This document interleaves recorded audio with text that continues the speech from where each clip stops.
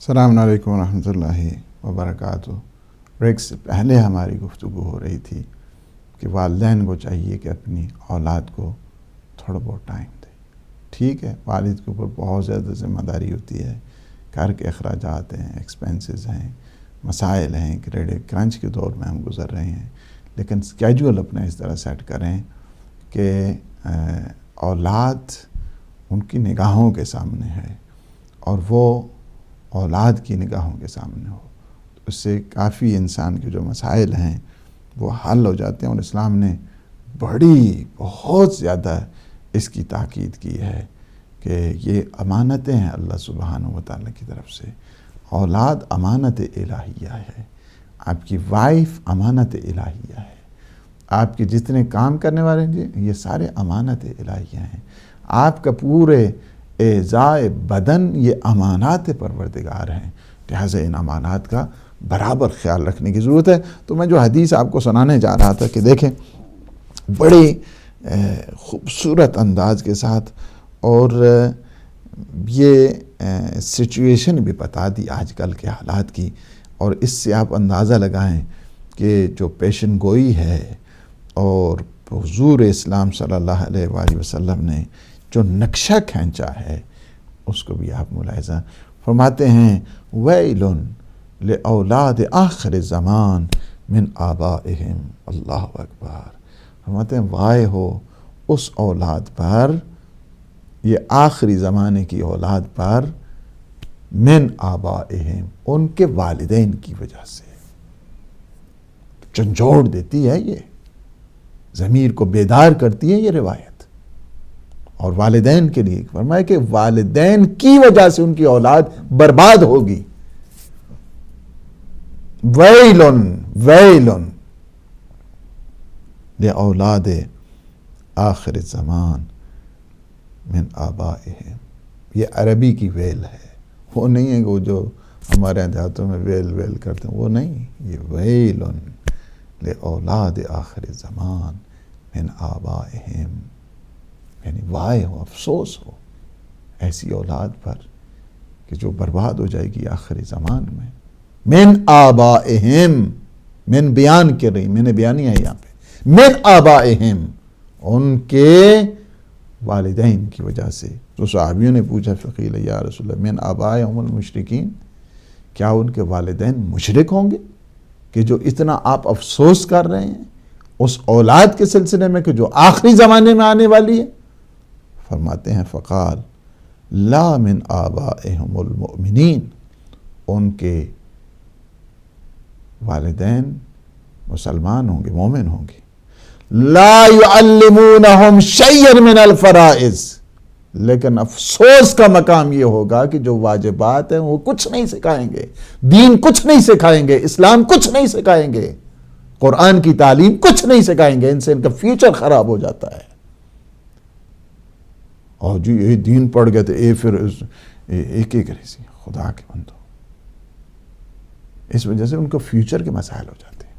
ایسی ڈگری لینی چاہیے جس سے خوب مال آئے، دین کی طرف نہیں جانے دیں گے۔ لا يعلمونہم من الفرائض وَإِذَا تَعَلَّمُوا أَوْلَادُهُمْ مَنَعُوهُمْ، اور جب بچے سیکھنا چاہیں ان فرائض کو تو وہ کہیں گے نہیں یہ لوڑ نہیں، اس کی ڈیمانڈ کوئی نہیں، اس کی کوئی مانگ چنگ کوئی نہیں، یہ تو اسے بھوکا نہ مرنا ہے، کیا کرنا ہے۔ اچھا، دین آپ کو بھوک سے مارتا ہے یا دین آپ کو زندہ کرتا ہے؟ کیا ہے؟ فرماتے ہیں وَإِذَا تَعَلَّمُوا، یہ پیغمبر اسلام صلی اللہ علیہ وآلہ وسلم کی پیشن گوئی ہے۔ وَإِذَا تَعَلَّمُوا أَوْلَادُهُمْ، وَإِذَا تَعَلَّمُوا أَوْلَادُهُمْ، جب ان کی اولاد کو سکھایا جائے گا، جب یعنی منعوہم، تو کیا ہے، ان کو جو ہے نا وہ منع کریں گے، اعتقاد نہیں جانا چاہیے، مسائل اعتقادی اس کی طرف نہیں جانا چاہیے، نہیں، کیا ہے، وَرَضُوا عَنْهُمْ بِعَرَضٍ يَسِيرٍ مِنَ الدُّنْيَا، بس دنیا کے متعلق جو کچھ ہے اسی پہ وہ راضی خوشی، ماشاءاللہ، نہیں یہ ٹھیک ہے، اس سے خوب مال آئے گا، یہ ٹھیک ہے، اس سے جو ہے نا وہ خوب وہ آپ کی جو ہے نا زندگی، نہ دین کا پتہ نہ ایمان کا پتہ، پھر کہیں گے ہاں جی یہ اولاد کل ہم مر جائیں گے تو ہماری نماز وحشت پڑے گی. جس اولاد کو سورہ انا انزلنا نہیں آتی، جس اولاد کو آیت الکرسی نہیں آتی، وہ اولاد آپ کے لیے نماز وحشت پڑے گی؟ سوال نہیں پیدا ہو سکتا ہے، سوال نہیں پیدا ہو سکتا ہے. اسے کبھی آپ توقع بھی نہ رکھیں. ہم ایک دفعہ کینیڈا گئے، اب میں شہر کا نام نہیں لیتا، تو ایک صاحب کو پتہ چلا کہ اس کے والد کا انتقال ہو گیا.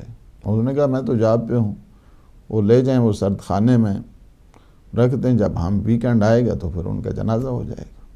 ظاہر ہے، ورنہ اولاد کو پتہ چلے والد کا، وہ اولاد تڑپ جاتی ہے.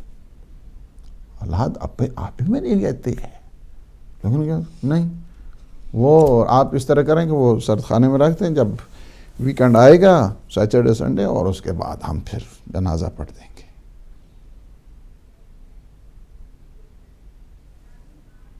امام جعفر صادق علیہ السلام فرماتے ہیں، دیکھیں تربیت کی اہمیت کی طرف فرماتے ہیں بادروا اولادکم بالحدیث، اپنی اولاد کو ہماری حدیثیں سکھایا کرو، ہماری روایات سکھایا کرو، ہماری ٹیچنگز بتایا کرو، ہمارے فرامین سکھایا کرو، بتایا کرو. پیغمبر اسلام نے یہ فرمایا، امیر المومنین کا، جناب سیدہ کا ہے، معصومین علیہ السلام، ایک ایک حدیث سنا دیا کرو، انہیں سکھایا کرو ہماری حدیثیں. قبل ان یسبقکم الیہم المرجئہ، تاکہ وہ جو مرجئہ ہیں وہ کہیں ان پہ غالب نہ آ کر انہیں بے دین نہ کر دیں. ہماری طرف انہیں متوجہ کرو، ہماری ٹیچنگز کی طرف، ہماری تعلیمات کی طرف انہیں لے کے آؤ. تاکہ مرجئہ، یہ دیکھیں مرجئہ ایک بنو امیہ نے، اور بنو امیہ کی جتنی مشینری ہے ان کا تیار کردہ ایک مذہب جس کو کہا جائے، ایک فرقہ جس کو کہا جائے، وہ ہے مرجئہ. مرجئہ اور خوارج بالکل اپوزٹ ہیں. خوارج کا نظریہ یہ ہے کہ اگر کوئی انسان کوئی بھی ایک گناہ کرتا ہے، گناہ کبیرہ، وہ کافر ہو جاتا ہے. یہ ان کا نظریہ ہے. کوئی بھی اگر کوئی فعل حرام کیا، جس نے کوئی بھی عمل میں آ کر کس نے کوتاہی کی اور جسارت کی اور حرام میں مبتلا ہو گیا، تو خوارج کا یہ نظریہ ہے کہ وہ کافر ہو گیا. اب انہیں بنو امیہ کے جتنے بڑے بڑے طاغوت تھے انہیں خطرہ ہو گیا اپنے بارے میں کہ اب یہ کیسے ہو جائے گا، چونکہ ان کا کام ہی یہی تھا، قتل کرانا، جیلوں میں بند کرنا، اس کے بعد کوڑے مروانا، کسی کے خلاف ہر سازش میں وہ نمبر 1 تھے. تو انہوں نے کہا تو ہمیں تو یہ پہلے ہی ایک ہی مرحلے میں تو یہ تو ہمیں کافر بنا دیں گے. تو انہوں نے یہ بنو امیہ کا ایک ساختہ فرقہ جس کا نام ہے مرجئہ. چونکہ خوارج کہتے تھے کہ کوئی بھی انسان فعل یعنی عمل میں اگر کوئی حرام کام کرتا ہے تو وہ کافر ہو جاتا ہے، مرجئہ کہتے ہیں عمل کی ضرورت ہی نہیں ہے. یہ مرجئہ وہ کہتے ہیں نہیں، عمل میں کوئی انسان بدعملی کرتا ہے، وہ فعل حرام کرتا ہے، خوارج تو وہ کافر ہو گئے.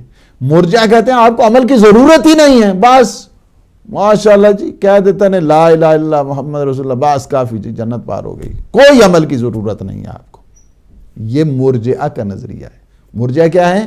یعنی جو عمل کی کوئی ضرورت نہیں ہے آپ کو، نماز کی کوئی ضرورت نہیں، روزے کی کوئی ضرورت نہیں، حج کی کوئی ضرورت نہیں، خمس و زکوٰۃ کی کوئی ضرورت نہیں، جہاد، امر بالمعروف، تولّ تبرک، کسی کی کوئی ضرورت نہیں ہے، عمل کی کوئی ضرورت نہیں. یہ مرجئہ ہے. یہ بنو امیہ نے ایک کریٹ کیا فرقہ جس کا نام ہے مرجئہ، اور جس کے اسی کے متعلق امام جعفر صادق علیہ السلام ہماری حدیثیں سکھایا کرو، ہماری روایات، ہمارے فرمودات، ہمارے فرامین اپنے بچوں کے ذہنوں میں ڈالو، تاکہ قبل اس کے کہ وہ مرجئہ آئیں اور انہیں ذہنی لحاظ سے اغوا کریں، اس سے پہلے تم نے یہ کام کرنا ہے. اسی وجہ سے پھر امام فرماتے ہیں ملعون من قال الایمان قول بلا عمل. فرمایا کہ وہ ملعون ہے شخص جو ایمان کر تو ڈھنڈورا پھیرتا رہے لیکن کہے عمل کی کوئی ضرورت نہیں ہے. عمل کی نہیں، ماشاءاللہ ایمان ہے جی، بس ایمان وہ کہاں چھپ کے رہنے والا ہے، ایمان کسی گوشے میں رہنے والا نہیں، ایمان اس چراغ کی مانند ہے. چراغ روشن ہو تو روشنی نہ ہو. ایمان انسان کے وجود میں ہو اور عمل نہ ہو، اس کا مطلب یہ ہے کہ انسان کا وہ ایمان ناقص ہے. امام علیہ السلام فرماتے یہ ان کے یہ مرجئہ کے خلاف ہے. یہ جو روایت ہے چھٹے آقا کی، امام جعفر صادق علیہ السلام کی، فرماتے ہیں کہ ملعون ملعون من قال الایمان قول بلا عمل. اگر کوئی ایسا کہتا ہے کہ ایمان ہے جو عمل کے بغیر، تو فرمایا کہ وہ شخص ہے کیا ہے؟ ملعون ہے. تو یہ ایک پوری کی پوری یعنی احادیث تاکہ انہیں ہماری تعلیمات کی طرف متوجہ کیا جائے، ہماری ٹیچنگز کی طرف متوجہ کیا جائے. انہیں حدیثیں سکھاؤ، اہل بیت علیہ السلام کے فرامین سکھاؤ، اہل بیت علیہ السلام کے فرمودات بتاؤ، تاکہ وہ صحیح جو لائن ہے، جو لائن اصل میں اہل بیت علیہ السلام کی جو سیرت ہے، وہ حقیقت میں کیا ہے کہ اللہ تک پہنچانے کا ایک ذریعہ ہے. اہل بیت علیہ السلام کی فرمودات رسول گرامی تک پہنچانے کا ذریعہ ہیں. اس لیے زیادہ سے زیادہ، اور یہ بات ہمیشہ بتائی گئی کہ تمہیں اس بات کا خیال رکھنا چاہیے کہ تمہاری اولاد کہاں جا رہی ہے، کیا کھا رہی ہے، کیا پی رہی ہے، ان کے استاد کون سے ہیں، انہیں سکھاتے کون ہیں، ان کے پڑھاتے کون ہیں. چیزیں بہت کاؤنٹ کرتی ہیں. استاد کا بالخصوص اس کا لہجہ، اس کا انداز، اس کا اٹھنا، اس کا بیٹھنا، یہ کاؤنٹ کرتا ہے شاگرد کے اوپر. یہ جتنے اسٹوڈنٹ ہوتے ہیں ان کی تاکہ وہی ادائیں وہ شروع کر دیتے ہیں، وہی نقلیں اتارنا شروع کر دیتے ہیں، ان کے اٹھنے بیٹھنے کا انداز وہی ہو جاتا ہے. لہٰذا بہترین چیز کیا ہے کہ انہیں اچھا استاد مہیا کرو. اچھے استاد کون ہے اس کا؟ اور جتنے بھی پڑھ گئے جی پڑھ گئے. اچھا عجب ہے، جدھر پڑھ گئے کیا مطلب؟ آپ نے دین کے سلسلے میں اچھے استاد ان کو مہیا کریں. اچھے استاد دے دیں گے آپ کو. ہمارے بیٹے جب گئے قوم تو میں نے انہیں کہا کہ بیٹا جا کے بیوی سے ایک ریکویسٹ کرنا. کہا کیا؟ کہہ رہا ہے. میں نے کہا کہو جا کے کہ مجھے ایک اچھا سا استاد دے دیں. اچھا سا استاد آپ کو مل گیا نا تو بس آپ ٹھیک ہے. امام خمینی کو ایک اچھا استاد ملا تھا، ایک اچھا. تو کیا ہو گیا؟ ہاں، انسان کا بیڑا پار ہو جاتا ہے. اچھے استاد کی تلاش کرنے کی ضرورت ہوتی ہے. اس طرح نہیں ملتے ہیں یہ اچھے استاد. اپنی اولاد کے لیے کوشش کریں کہ اچھے استاد کو. اور پھر جو اب میں اس کو ڈیٹیل میں نہیں جانا چاہتا چونکہ میرے پاس اب ٹائم بھی نہیں ہے، ورنہ آپ کو مزید جو ہے نا بتاتا ہے کہ اس کے کیا کیا ایفیکٹس ہوتے ہیں، کیا کیا اثرات ہوا کرتے ہیں. پھر اولاد کے سلسلے میں والدین پر کچھ حقوق رکھ دیے ہیں. کیا ہے؟ فرمایا کہ من حق الولد علی والدہ ثلاثۃ، یعنی اولاد کے اپنے والدین کے اوپر، اپنے باپ کے اوپر 3 بڑے حق ہیں. کیا ہے؟ سب سے پہلے یحسن اسمہ، سب سے پہلے یہ کہ اچھا نام رکھو. اچھا نام رکھو. اب مجھے نام پتہ ہے جو عجیب و غریب بھی بعض نام ہیں، لیکن اب لینے کی ضرورت بھی تو نہیں ہے. لیکن کیا ہے؟ اچھے نام رکھو. اچھے نام کون سے ہیں؟ معصومین علیہ السلام کے نام پر رکھو، انبیاء علیہ السلام کے نام پر رکھو. ان کے ناموں پہ آپ کے گھر میں بھی برکت ہوگی. ان کے ناموں سے انسان اسلام کی طرف، قرآن کی طرف متوجہ ہوگا. یہ اچھا نام رکھو اپنے اولاد کے سلسلے. وَيُعَلِّمُهُ الْكِتَابَ، اور لکھنا سکھاؤ، رائٹنگ. یہ بھی حق ہے والد کا کہ اپنی اولاد کو رائٹنگ سکھائے، کتابت سکھائے، لکھنا سکھائے. قلم کو اس طرح پکڑنا ہے، وہ قلم کی جس کی قسم کھائی ہے اللہ نے، والقلم جی وما یسطرون، وہ قلم، قسم ہے مجھے قلم کی. کیونکہ قلم کیا ہوتا ہے؟ وسیلہ علم بنا کرتا ہے. کتابت سکھائیں، لکھنا سکھائیں. وَيُزَوِّجُهُ إِذَا بَلَغَ، اور جب سن رشد تک پہنچائے تو پھر کیا کرنا ہے؟ آپ نے اس کی شادی کرنی ہے. شادی بھی کرنا حق ہے، لکھنا سکھانا بھی حق ہے، اچھا نام رکھنا بھی حق ہے.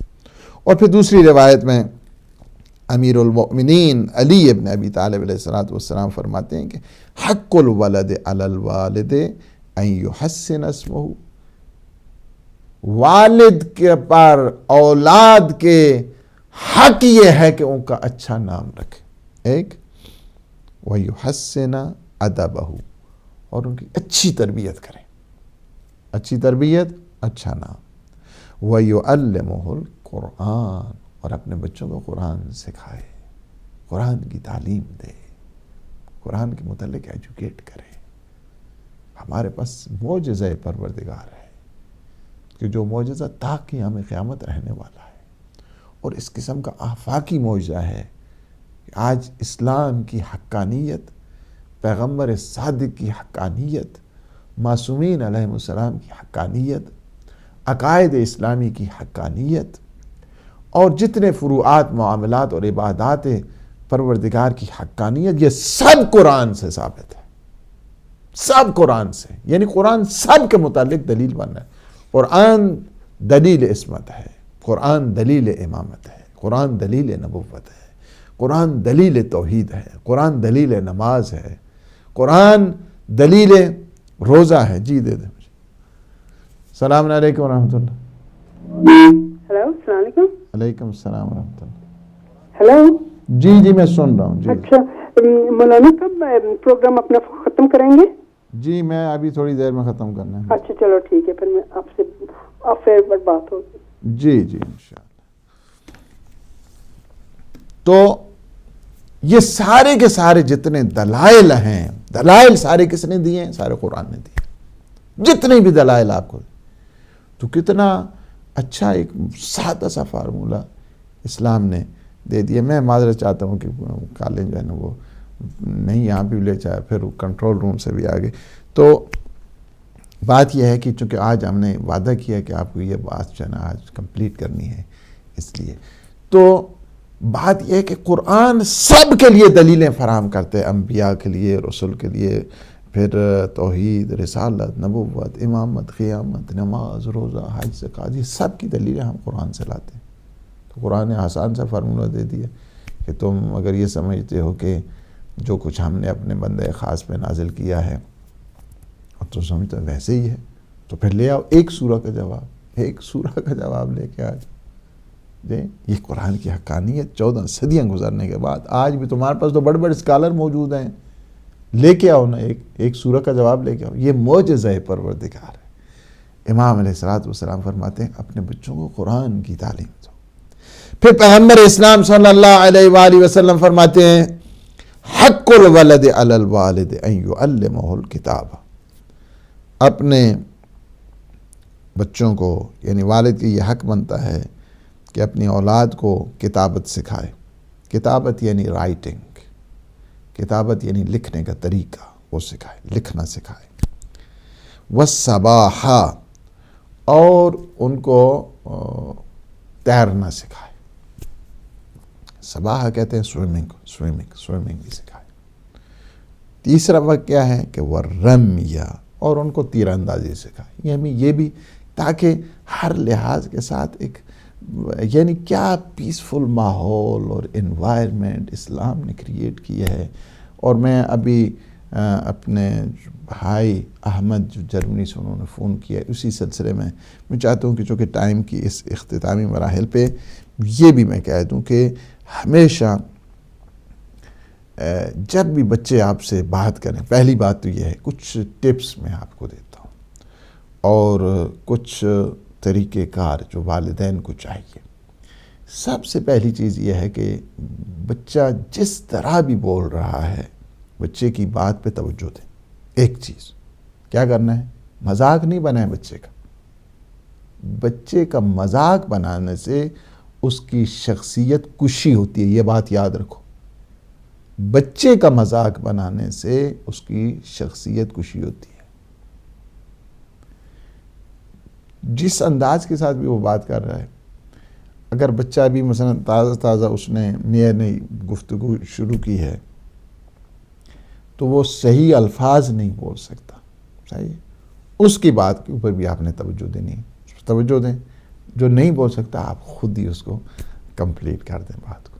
ایک چیز یہ اسلام نے، اسلامی طریقہ کار یہ، یعنی اس کی جو فیلنگز ہیں، اس کے عواطف ہیں، اس کے احساسات ہیں، اس کے برا اس کو وہ کریں. ابھی اگر فرض کیے کسی کے 2 بچے ہیں، 3 بچے ہیں، 5 بچے ہیں، 10 بچے ہیں، جتنے بھی ہیں، ٹھیک ہے، اوکے، آپ اس نے کیا کرنا ہے، سب کو بچوں کے سامنے جو ہے نا برابری کو، مساوات کو، اس کو رکھنا ہے، اس کو لحاظ میں رکھنا ہے، بالکل لحاظ میں، اس وجہ سے کہ اگر آپ ایک بچے کو زیادہ فوقیت اسی ٹائم پہ دیتے ہیں، اگر کسی بچے کے ساتھ آپ کو زیادہ پیار ہے تو جب وہ تنہا ہو تو اس کے ساتھ کریں، ان کے سامنے نہیں، ان کے سامنے جب آپ کریں گے تو اس کا نتیجہ کیا نکلے گا کہ ان میں حسد پیدا ہو جائے گا، حسد سے پھر کیا ہے کہ وہ اس کے ایک دوسرے کی دشمنی اور کینہ اور انتقام اور ریونج یہ شروع ہو جائے گا، اور جس طرح ایک بہت بڑا جو ہے وہ مسئلہ پھر بعد میں بنے گا، فیملی ڈسٹرب ہو جائے گی ساری۔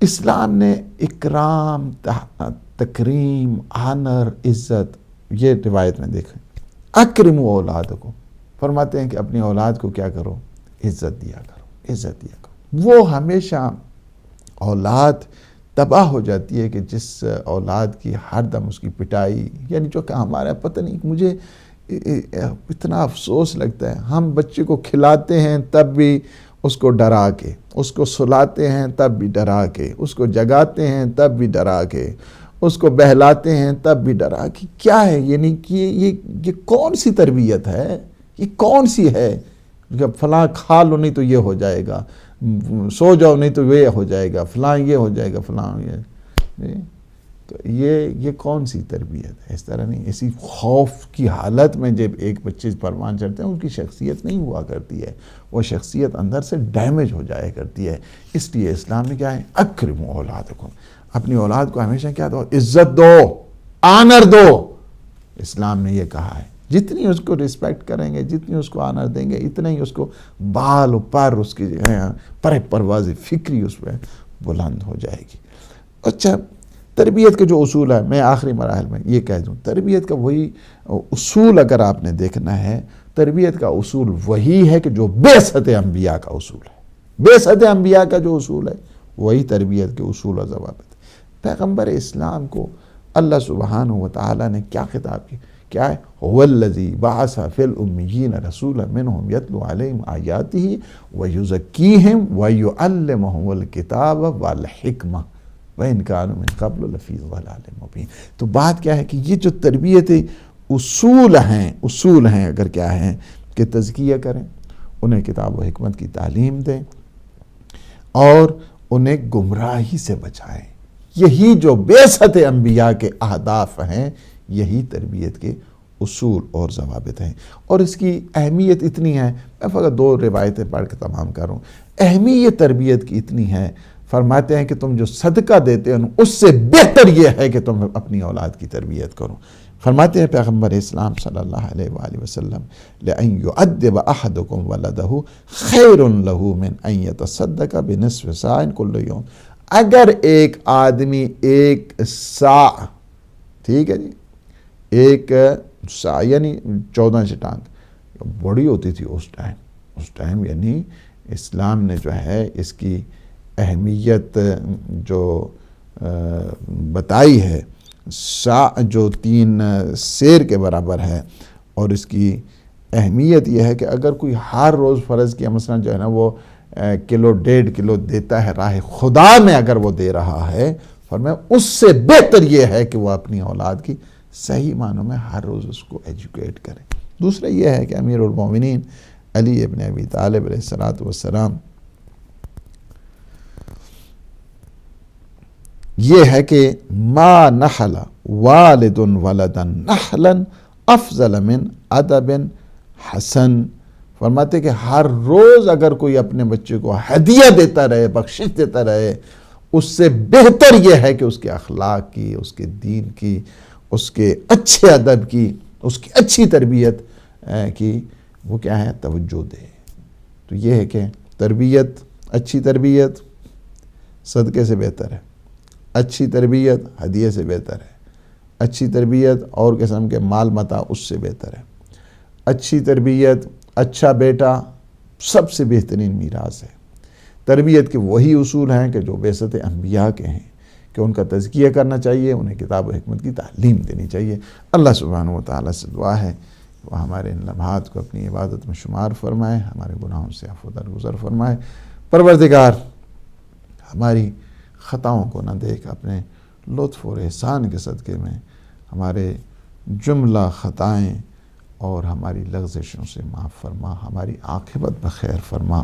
خدایا بحق محمد و آل محمد ہمارے جو مومنین مومنات پریشان حال ہیں ان کی پریشانیوں کو دور فرما، جو مومنین مومنات مریض ہیں پروردگار بیمار کربلا کے صدقے میں انہیں صحت اور سلامتی عطا فرما، ہم سب کے مرحومین کی مغفرت فرما۔ انشاءاللہ اس ہفتے سے برمنگھم کا جو سلسلہ ہے ہدایت ٹی وی کا، پھر دوبارہ سے ہم انشاءاللہ اس کو ایکٹیویٹ کر رہے ہیں۔ اس سلسلے میں بھی آپ دعا کریں کہ اللہ سبحانہ و تعالیٰ اس میں برکت عطا فرمائے اور زیادہ سے زیادہ اچھے پروگرام تاکہ آپ لوگوں کی خدمت میں پیش کریں، اور جتنے بھی ہدایت ٹی وی کے ساتھ وابستہ ہیں اور دامِ درہم سخنیں اس کی مدد کر رہے ہیں، پروردگار تو اپنے حبیب کے صدقے میں اور ان کی ذریہ طیبہ کے صدقے میں یا اللہ تو ان کے گھروں کو آباد فرما، اور جو ایک مسلسل اس کی کوشش کر رہے ہیں اس کی زبوں حالی کی، اور اس کی کوشش کر رہے ہیں کہ جہاں جہاں بیٹھتے ہیں کہ اس کے حاسدین اور جو منافقین ہیں پروردگار تو ان کے شر سے اس نور مقدس کو پروردگار کے عالم اور ان کی عطرت طیبہ پیغمبر اسلام صلی اللہ علیہ وآلہ وسلم کے صدقے میں پروردگار جتنے بھی منافقین اور حاسدین ہیں ان کے شر سے محفوظ فرما، عالم اسلام کو سربلند فرما، امام زمان قطب عالم امکان کے ظہور پر نور میں تعجیل فرما۔ اللہم عجل لولیک الفرج۔ السلام علیکم ورحمۃ اللہ وبرکاتہ۔